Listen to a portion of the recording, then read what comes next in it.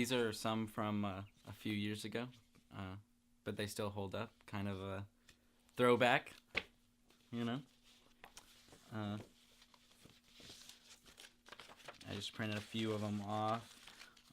Frustrated Arnold, always a classic. Shut Up and Take My Money with Fry. I love that one. I use that a lot when I go out and buy things. People want to hold a conversation. This one's really hard for me to look at, but I always feel like I have to have it, you know, in remembrance.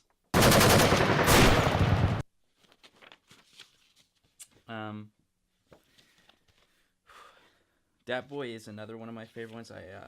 I didn't print that one off yet. I wanted to make sure it was perfect, 'cause, you know, sometimes they can come out blurry.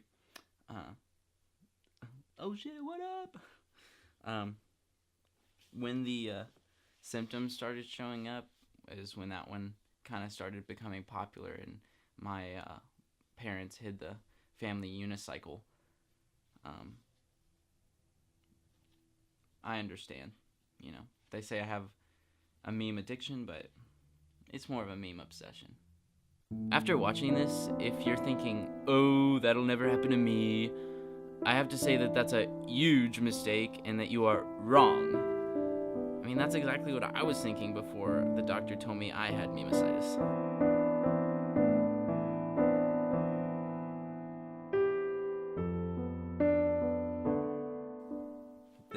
There's small ways, you know, that it affects my daily life, you know, whether it's when somebody's handing me food and I pose like Salt Bae when I get the food, or whenever I'm watching Animal Planet and every single time there's a monkey that comes up on screen, I'm always like, Harambe, you know, he pops in my brain, the incident, the video, everything about it just pops into my head, and I get incredibly upset. Sometimes I have to just walk out of the room.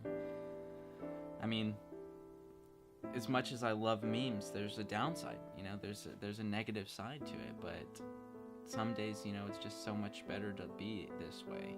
And some people should be asking themselves not what is the meaning of life, but what's the memeing of life. Looking back, you know, like over the years since everything started, you know, it's definitely not where I thought I would be. When I was a kid, I would go out and I would hang out with friends, and we would, you know, be active and skateboard and do all that stuff, you know.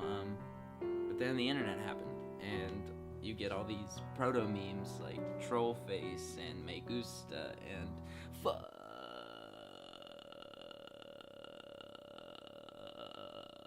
face, you know, like those. And when they were released, it just kind of changed the game, and life was different, you know. I deleted everybody out of my life, and this is it now. This is me. But no matter what happens, though, I always have that bedside picture of Hide the Pain Harold to help me fall asleep every night. I like to think that he watches over me and protects me from the normie memes. I've tried to quit before, you know, and I tried throwing out my memes, but I just found myself digging through the trash the next day and, like, looking at them and just crying because I hurt them, you know? It's a fix I have to get. It's something I have to do, whether it's like a break at work or just when I wake up from a nap, you know, if I sleep at all and I'm not on Tumblr looking at memes.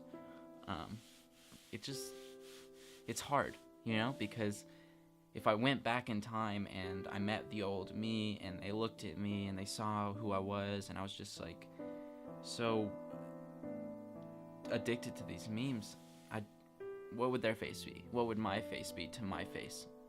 You know, it would be like, you know, it'd be the shook meme. It'd be that meme. And I mean, everything can be related back to a meme, but maybe sometime in the future I'll be cured from this and they'll have some sort of medication that I can take for it. But for now, I'm gladly living with memesitis.